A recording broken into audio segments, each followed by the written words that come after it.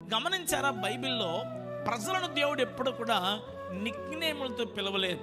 ఎప్పుడు పేర్లగానే పిలిచాడు. మనుషులను వారుకున్న పేర్లతోనే పిలిచాడు.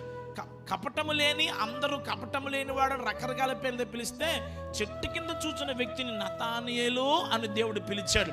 బైబిల్ ఉంది, ఆయన ఆకాశ నక్షత్రాలకు ఏం పెట్టినవాడట? పేర్లు పెట్టినవాడు, వారి సంఖ్యను నియమించినవాడు.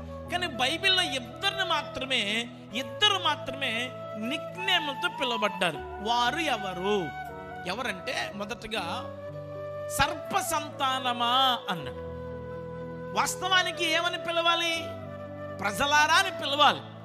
సర్ప సంతానం అన్నాడు. మరో వ్యక్తిని కూడా పేరు పెట్టి పిలవకుండా నిక్నేములతో పిలిచాడు. ఎవరు వాళ్ళు? నక్క.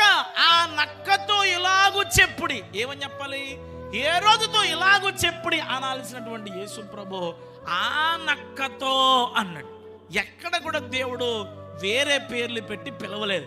వీరిద్దరిని మాత్రమే నిక్నేములతో పిలిచారు. నన్ను చూడండి ఒకసారి. ఇందులో ఈ మొట్టమొదటి మాటలో సర్ప సంతానమా అని ఎందుకు పిలిచాడు?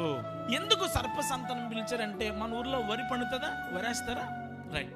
వేసవకాలంలో మే నెలలో నేల ఏమొద్దంటే నెర విడుస్తుంది కదా. అందులో మన కాలు గుబుక్కును కనుక పడిపోయింది అనుకో, మడతడిపోయే అవకాశం ఉంది. అలాంటి నెర గీచినప్పుడు పాము ఏం చేస్తుందంటే, ఎవరన్నా అక్కడ చూచిందనుకోండి, అమ్మో వాళ్ళు నన్ను చంపడానికి వచ్చారు, నన్ను కొట్టడానికి వచ్చారని చెప్పి ఈ నెర గీసిన దాంట్లో వెళ్ళి తన తలను ఆ నెరలో పెట్టేస్తాడు. మెడ తోక మాత్రం బయట ఉంటుంది.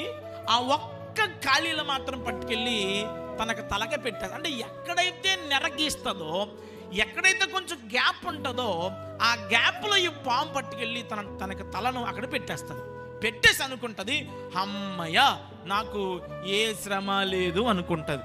అమ్మయ్య నన్ను చంపేవాడు ఎవడు లేడు అనుకుంటుంది. ఇంతకు ఎక్కడున్నాడు? బయట ఉన్నాడు. ఎలాగా? అక్కడే ఉన్నాడు. ఇప్పుడు తల మీద కొట్టకుండా అందులో పెట్టేసి ఇంకా ఈజీ కదా చంపడానికి.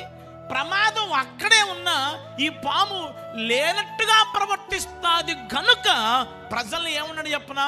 సరిగ్గా ఈ ప్రజలు కూడా, హలో మీరు అబ్రహాము, ఇస్సాకు, యాకోబుల సంతానము కాబట్టి నువ్వు పాపము చేసిన శాపం అక్కడే ఉన్నా, శోధన అక్కడే ఉన్నా, ఇబ్బంది అక్కడే ఉన్నా, దేవుని తీర్పు అక్కడే ఉన్నాం, లేనట్టుగా భయము విడిచి పాపము చేస్తున్నావు కనుక ఆ భయం విడిచి పాపము చేస్తున్న వారిని నా ప్రభు అన్నాడు సర్ప సంతానమా అని పిలిచాడు.